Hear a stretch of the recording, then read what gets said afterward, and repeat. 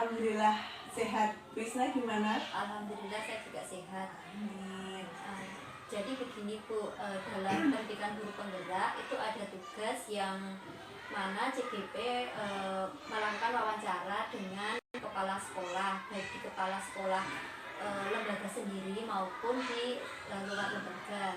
Jadi saya menghadapi Dinda pada pagi ini ingin melakukan wawancara atau bincang-bincang terkait selama ini Bu Dinda dalam mengambil keputusan ya masalah murid, masalah kebijakan sekolah atau juga dengan orang tua ketika ada kasus-kasus.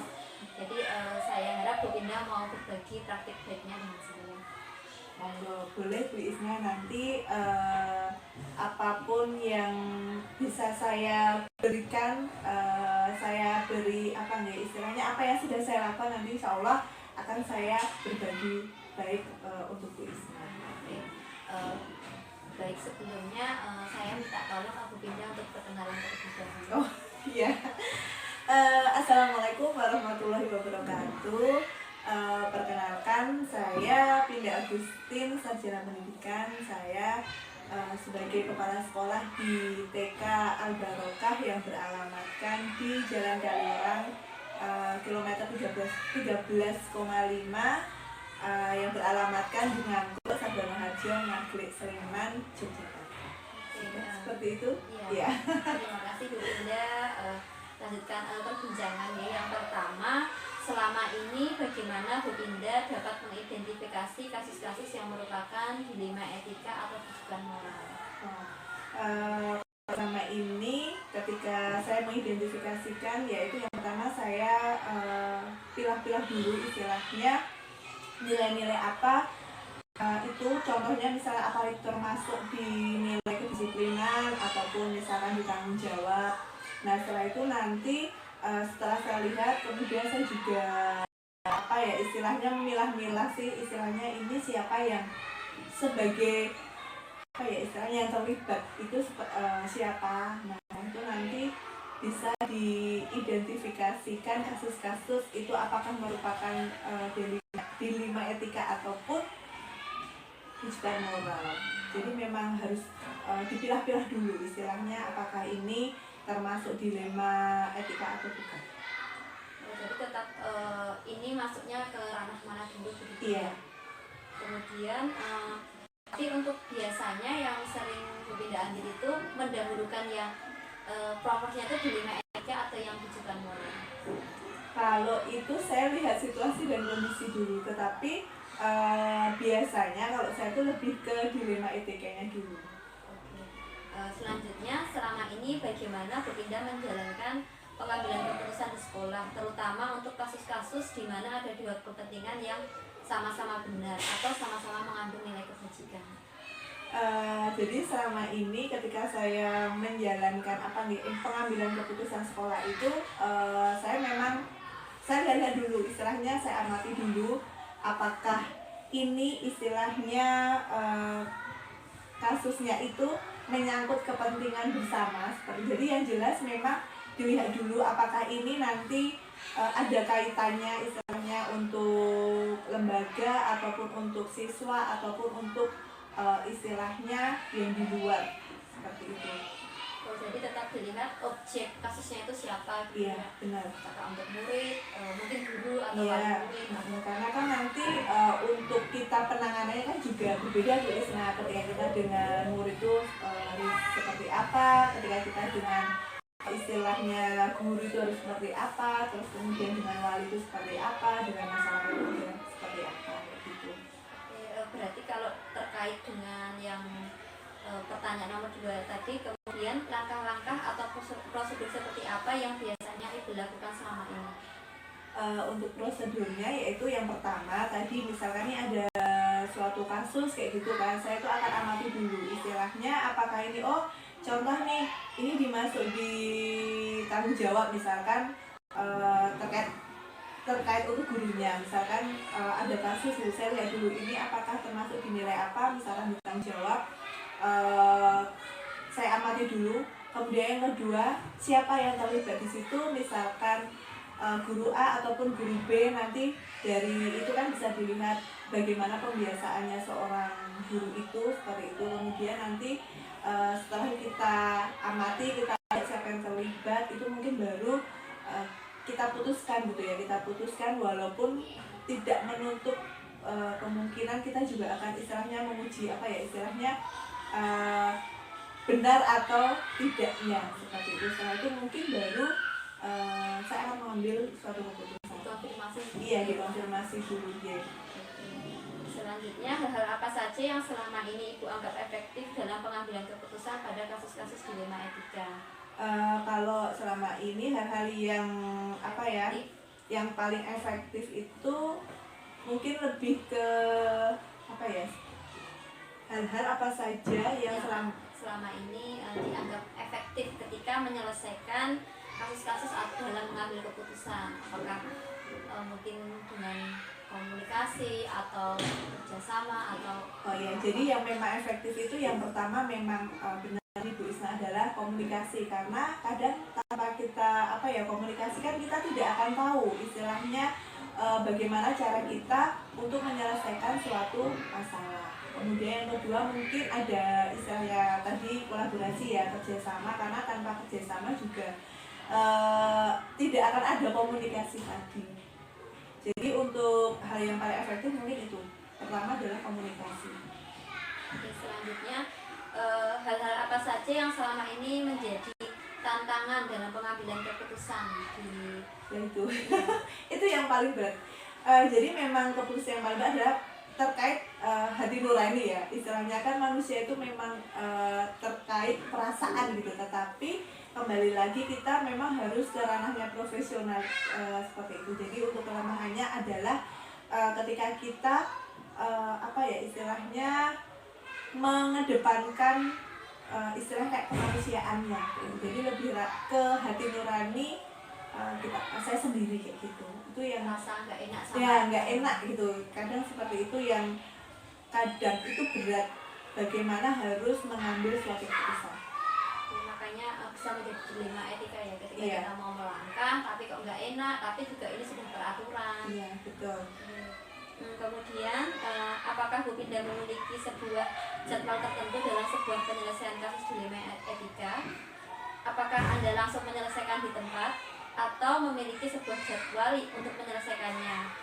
Jadi kalau misalkan ada masalah, apakah di jadwal di waktu kita rapat sekolah, rapat akhir bulan, apakah mungkin ketika ada masalah langsung Bu Pindah selesaikan hari itu juga atau bagaimana?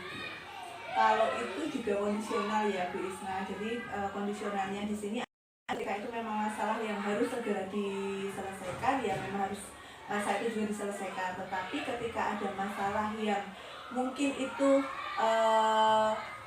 istilahnya untuk kepentingan bersama, itu kan memang tidak bisa langsung kita putuskan istilahnya sepihak. Jadi mungkin itu tetap butuh istilahnya kerjasama dengan yang lainnya. Jadi lebih ke kondisional. Kalau memang harus diselesaikan saat ini juga harus diselesaikan saat ini. Tetapi kalaupun itu untuk kepentingan bersama, jadi itu mungkin memang ada jadwal-jadwal tertentu.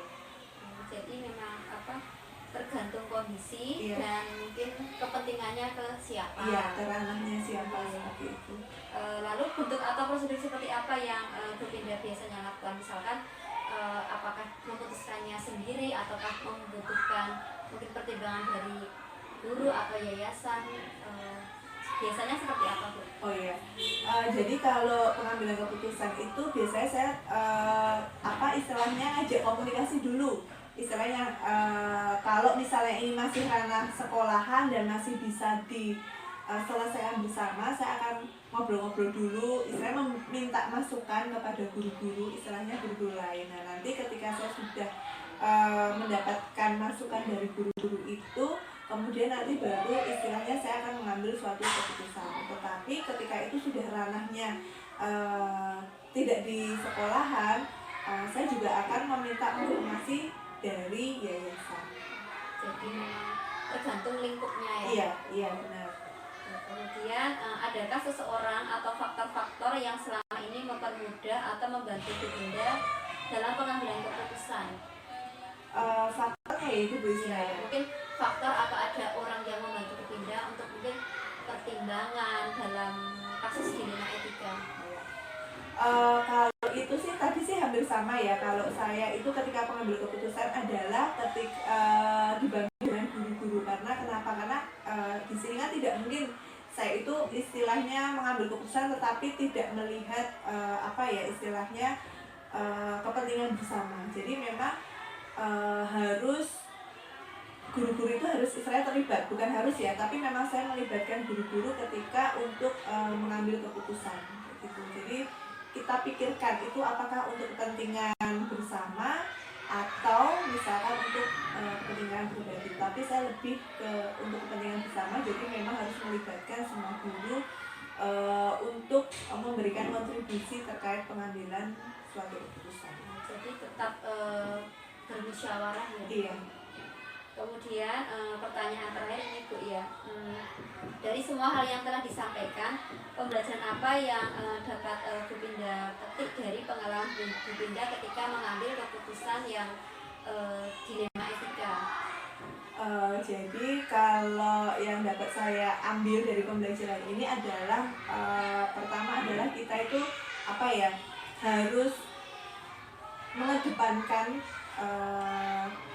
keterpihakan anak. Jadi memang kalau mengambil keputusan itu memang kita harus lihat apakah itu berpihak kepada murid, apakah itu hanya berpihak pada guru kayak gitu. Jadi memang harus memikirkan keterpihakan kepada murid. Kemudian yang kedua itu adalah menyangkut untuk kepentingan bersama. Dalam arti kepentingan bersama adalah yang nanti anak, yang nanti istilah masyarakat, kemudian wali murid, bahkan nanti orang yang ada di lembaga ini seperti istilahnya guru-guru seperti itu. Kemudian selain itu juga ketika mengambil keputusan dilema etika ini memang harus kita mana yang harus diutamakan dulu. Walaupun terkadang memang agak susah ya Bu Isna ketika kita ini sudah benar nih, tetapi kita juga harus melihat sisi lain, yaitu memang sisi lain. Jadi memang kita harus lebih bijak dalam mengambil keputusan apalagi yang terkait dengan dilema etika gitu Bu Isna. Jadi memang poinnya adalah harus keterpihakan dengan murid, kemudian substansinya lebih ke yang penting dulu dan banyak manfaatnya ya. Iya, yang jelas itu memang bermanfaat untuk yang lainnya kayak gitu. Ya memang ini dari proses wawancara ini saya jadi tahu belajar dari Bu Pindah memang menjadi pemimpin itu tidak mudah, apalagi dengan menghadapi murid, kemudian guru-gurunya dan wali murid terutama ya wali murid yang heterogen sekali, dimana Al-Barokah juga lumayan ya dari 84 ya di sini 84 karena kan memang kalau kita ini di sini adalah kan melayani gitu nih. Jadi kalau melayani memang memberikan yang terbaik kayak gitu, apalagi kepada istilahnya wali kayak gitu. Oke, baik, terima kasih Bu Pindah untuk waktunya, sudah mau menjawab pertanyaan-pertanyaan saya. Rasa penasaran selama ini bagaimana Bu Pindah itu mengambil keputusan ketika mengalami kasus-kasus yang dilema etika seperti ini. Semoga bermanfaat Bu Isna. Amin. Terima kasih Bu Pindah. Assalamualaikum. Waalaikumsalam warahmatullahi wabarakatuh.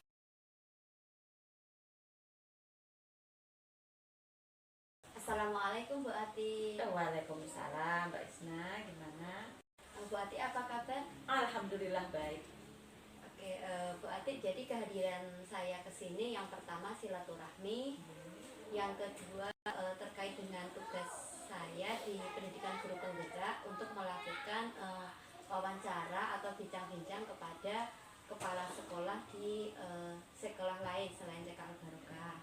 Oleh karena itu saya di sini ingin meminta waktu, meminta bantuan Bu Ati nanti untuk istilahnya bercakap-cakap dengan saya terkait dengan pengambilan keputusan Bu Ati sebagai kepala sekolah di TK Sultan Agung ini.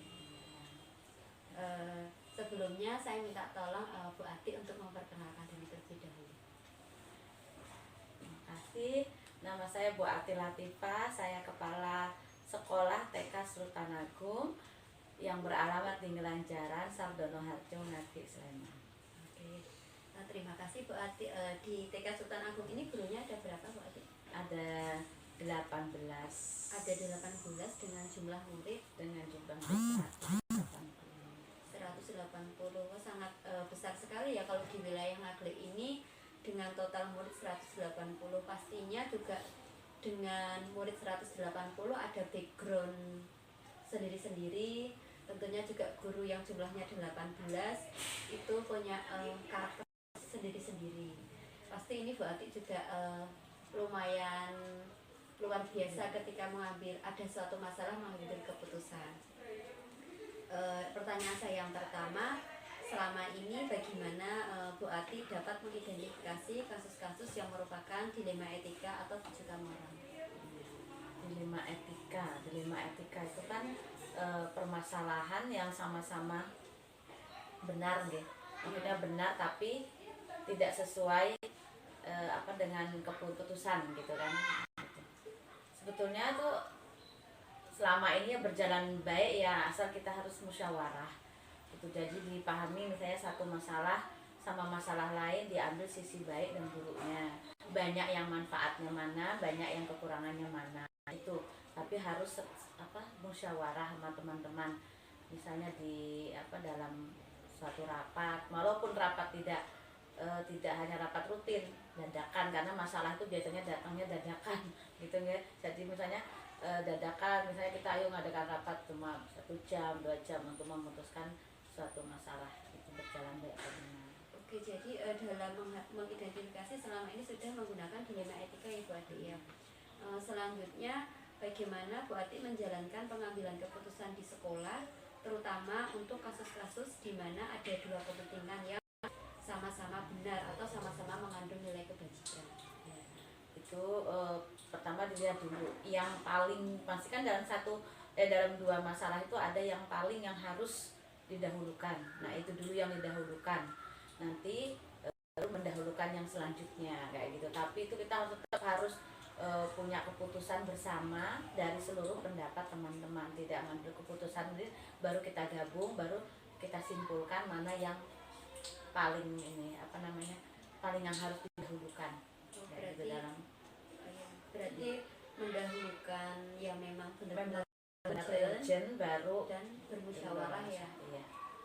Kemudian langkah-langkah atau prosedur seperti apa yang biasanya Bu Ati lakukan selama ini dalam mengambil keputusan? Ya.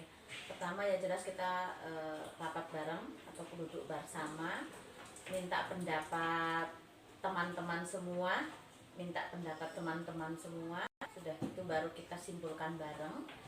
Terus baru kita pikir-pikir lagi, maksudnya ini masalah ini kalau kita tunjukkan duluan, kita pakai duluan apa yang bawah pokoknya kita cari baik buruknya dulu gitu.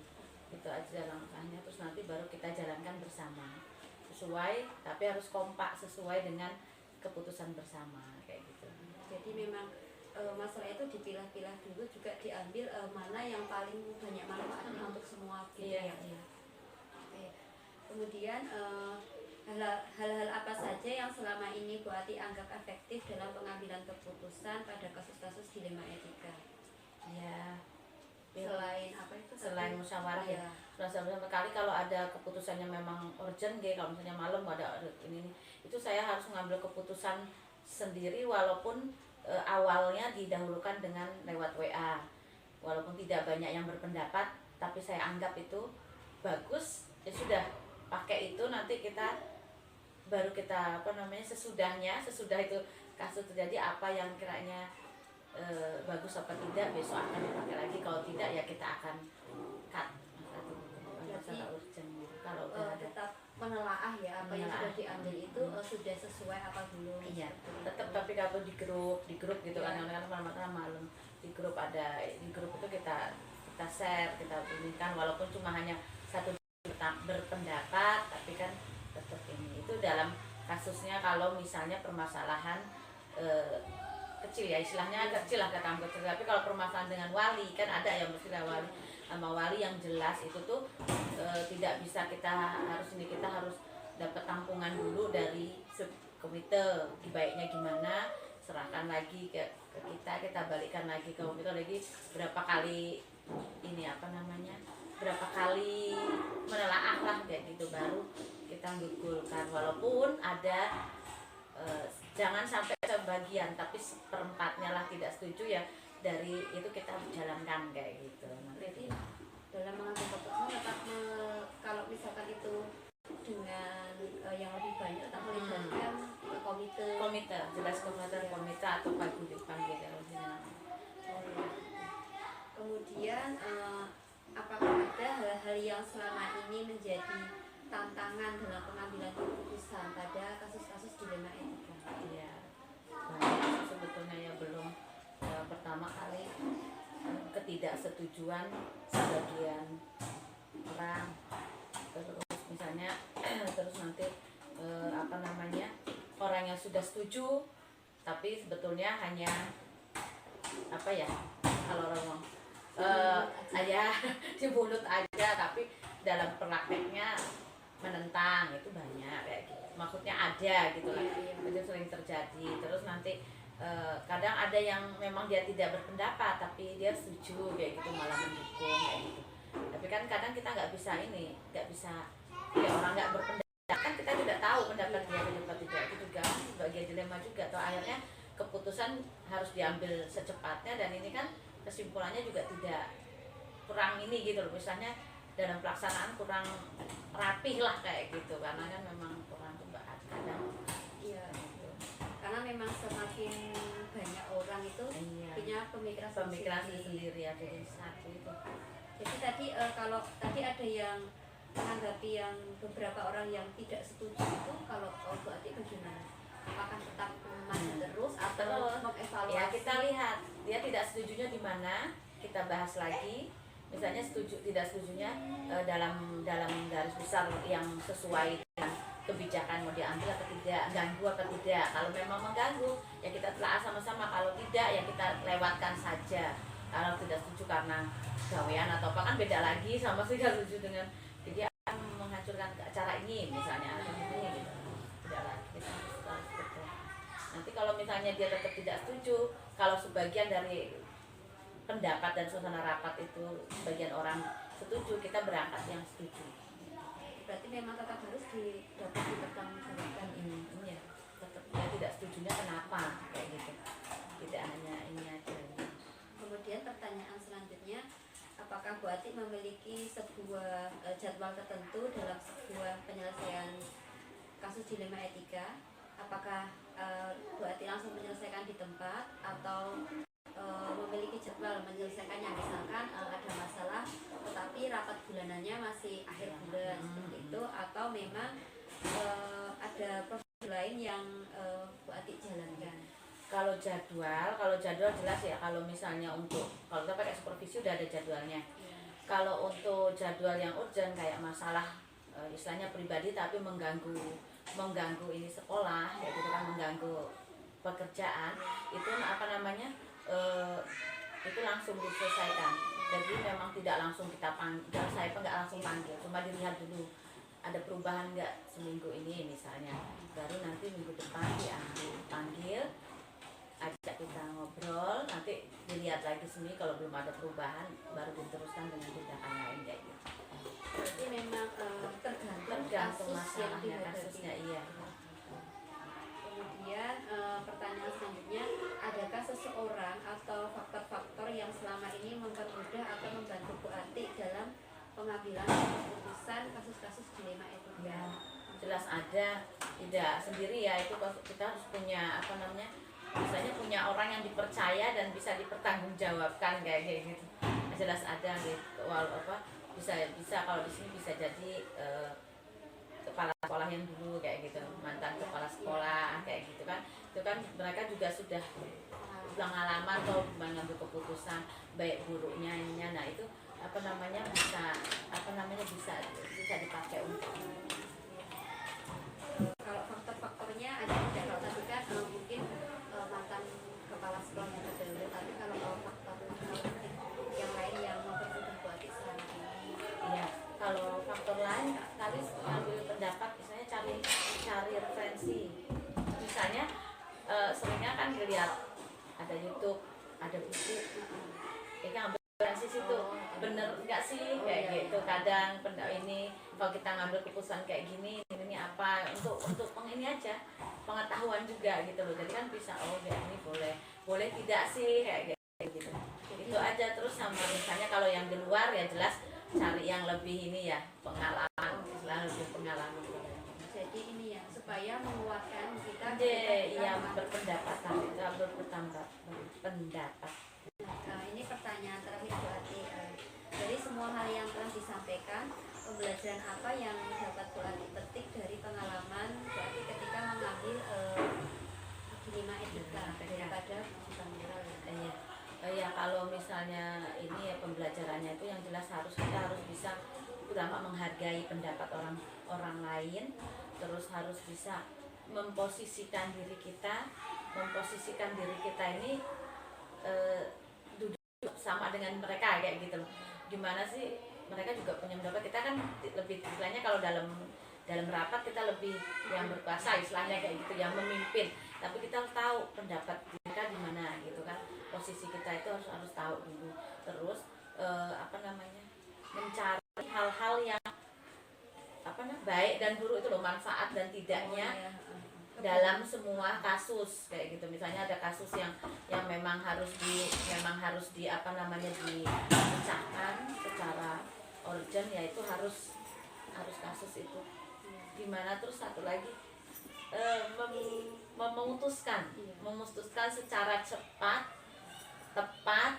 Nah itu yang menjadi pembelajaran, apalagi kalau kasus sudah menyangkut dengan wali, karena kan memang riskan kalau sama wali itu harus segera dan tidak ditunda-tunda kalau memang kasusnya perlu diselesaikan. Jadi memang banyak sekali ya tadi pertama adalah menghargai orang lain, kemudian memutuskannya dengan secara cepat, tepat, dan tentunya juga kebermanfaatannya itu ke banyak orang dan banyak orang lain. Ini pengalaman yang luar biasa sekali. Bu Ati mau berbagi pengalaman baiknya kepada saya. Ini menjadi referensi saya juga ke depan ketika dalam mengambil keputusan dilema etika juga harus memperhatikan banyak orang di sekeliling, terus juga melakukan musyawarah walaupun itu sangat urgensi ya, kita bisa melalui kebutuhan. Jaga rasa yang pertama itu, karena tidak boleh ada kata yang bisa menimbulkan setelah selesai rapat, misalnya setelah selesai berpendapat itu tidak melukai hati orang banyak. Nah itu yang harus itu yang dijaga, yang berat. Ya Bu Ati, terima kasih banyak atas waktunya dan kesempatannya. Di lain waktu lagi mungkin kalau masih ada yang bisa berbagi pengalaman baik kepada saya kalau saya ingin tahu apa. Terima kasih Mbak Isna, semoga sukses, lancar, bermanfaat apa yang didapat. Oke. Waalaikumsalam warahmatullahi wabarakatuh.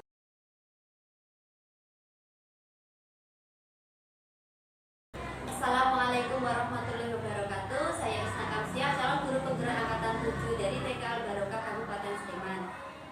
Pada kesempatan ini akan melakukan wawancara dengan Kepala Sekolah TK Abah Siti Maria. Assalamualaikum Mbak Sri. Gimana kabarnya? Alhamdulillah sehat. Isna sendiri? Alhamdulillah saya juga sehat Bu. Jadi begini Bu Asri, kedatangan saya ke sini yaitu saya ingin melakukan wawancara terkait dengan tugas dalam pendidikan guru penggerak. Bagaimana wawancara nanti itu membahas tentang keterkaitan Bu Asri dalam mengambil keputusan sebagai pimpinan di sekolah ini. Sebelumnya saya minta tolong Bu Asri untuk memperkenalkan diri. Assalamualaikum warahmatullahi wabarakatuh. Nama saya Asri Nuridayati, Kepala TK Abah Siti Maria yang beralamat di Pencarsari, Sarjono Harjo, Nagreg. Assalamualaikum warahmatullahi wabarakatuh. Oke baik, Bu Asri, sebelumnya saya mau tanya jumlah guru di TK Abah Siti Maria Ada 6 orang. ada 6 orang, kemudian muridnya 79. Murid 79 dengan jumlah guru 6. Ini termasuk lembaga yang cukup besar juga ya Bu ya di kawasan Mangke ini ya. Alhamdulillah. Nah, dengan sekolah yang besar seperti ini, sebagai pimpinan nanti saya akan mengajukan pertanyaan-pertanyaan terkait dengan pengambilan keputusan. Pertanyaan saya yang pertama, bagaimana Bu Asri dalam mengidentifikasi kasus-kasus yang ada di sekolah ini itu termasuk dilema etika atau bujukan umum? Mungkin hal pertama yang biasa kami lakukan adalah melakukan pengamatan langsung, terus menganalisis apakah masalah itu termasuk dilema etika ataupun ya bujukan moral, dengan cara mungkin memandang kasus itu tidak hanya dari satu sisi dari guru saja, tapi juga mungkin dari sisi anak, ataupun mungkin nanti bisa konfirmasi kepada keluarga, misalnya ayah atau ibu di rumah. Oke, jadi dalam mengambil keputusan Bu Asri mengambil bahwa menggunakan dilema etika ya Bu ya. Ya. Kemudian pertanyaan yang kedua, bagaimana Bu Asri menjalankan pengambilan keputusan di sekolah, terutama untuk kasus-kasus di mana dua kepentingan yang sama-sama benar atau sama-sama memiliki nilai kebajikan?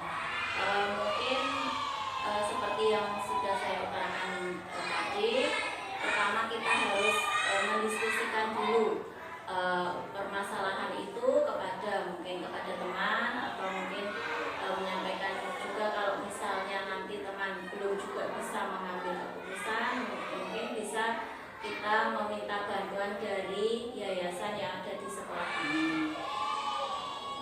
Ini memang poinnya adalah diskusi ya, tidak sama musyawarah. Kemudian langkah-langkah seperti apa yang biasanya Bu Asri lakukan selama ini dalam membuat keputusan? Mungkin dari kasus yang ada di sekolah, mungkin kita lihat tadi dari semua sisi, mungkin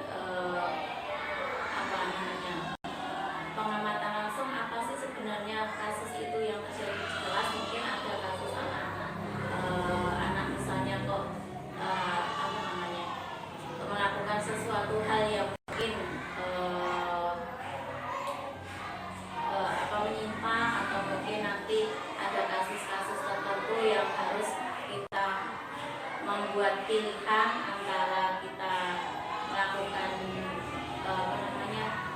nilai kebermanfaatan itu, kita kaji dulu kasus apa itu yang harus kita lakukan. Setelah itu mungkin nanti mengkonfirmasi kepada pihak yang terkait, mungkin dari gurunya kita konfirmasi dulu, dari orang tuanya. Setelah itu nanti kasus itu kita bawa ke istilahnya ke forum semua guru, bahwa di kelas ini atau mungkin si anak ini mempunyai kasus seperti ini. Nah, silahkan ibu-ibu mungkin mempunyai pendapat apa yang harus kita lakukan untuk menyelesaikan permasalahan si anak tersebut. Nah, jadi lengkap sekali Ibu ya, maksudnya ketika ada masalah berarti tidak langsung memutuskan, tetapi dengan mengamati, mengkonfirmasi, kemudian melakukan diskusi dengan warga sekolah, khususnya guru-guru. Kemudian pertanyaan selanjutnya, hal-hal apa saja yang selama ini Bu Asri anggap efektif dalam mengambil keputusan pada kasus-kasus dilema etika?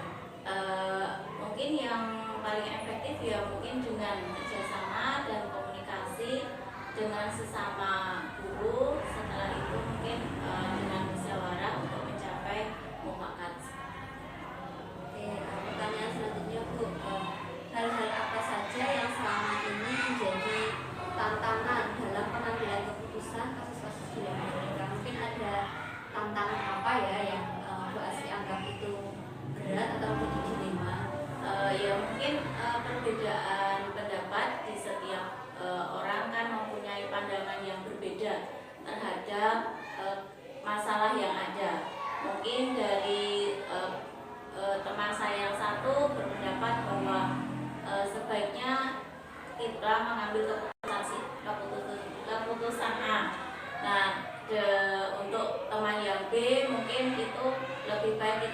mengambil jalan alternatif B. Nah itu mungkin nanti dengan saling menghargai dan juga nanti kita timbang-timbang dulu dari nilai kebermanfaatan, lebih besar yang mana, itu nanti baru bisa kita capai untuk tanam provokasi. Luar biasa sekali ya Bu Asri. Jadi memang di setiap lembaga semakin banyak gurunya pasti akan semakin banyak perbedaan. Jadi poinnya adalah menghargai perbedaan, kemudian mengambil solusi yang memiliki kebermanfaatan yang banyak. Pertanyaan selanjutnya yaitu Bu Asri, apakah Bu Asri memiliki sebuah jadwal atau tata kala tertentu dalam sebuah penyelesaian kasus dilema etika? Mungkin kalau untuk jadwal tertentu tidak, yang jelas setiap ada kasus kita musyawarahkan, mungkin kalau saat itu bisa kita selesaikan saat itu. Tapi mungkin jika ada teman yang lain mempunyai kepentingan yang lain, mungkin bisa kita agendakan kapan kita mau menyelesaikan kasus itu. Kalaupun misalnya nanti terlalu lama ya tidak bagus kan, nanti masalah kok ditunda-tunda gitu ya. Mungkin nanti bisa kita musyawarahkan melalui grup ataupun mungkin dengan meeting Zoom seperti itu. Kemudian tadi memang tidak ada jadwal ya Bu ya. Jadi kalau misalkan ada masalah itu kalau bisa diselesaikan langsung diselesaikan, kalau tidak ya mungkin beberapa waktu dimusyawarahkan dulu. Kemudian bentuk atau prosedur apa yang biasanya Bu Asri jalankan untuk mengambil keputusan tersebut? Yaitu tadi mengambil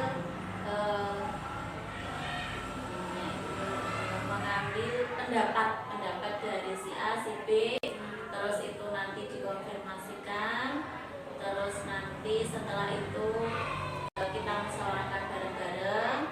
Setelah itu nanti disampaikan hasil dari musyawarah itu kepada, mungkin kalau permasalahannya dari anak ya mungkin nanti ke orang tua seperti itu.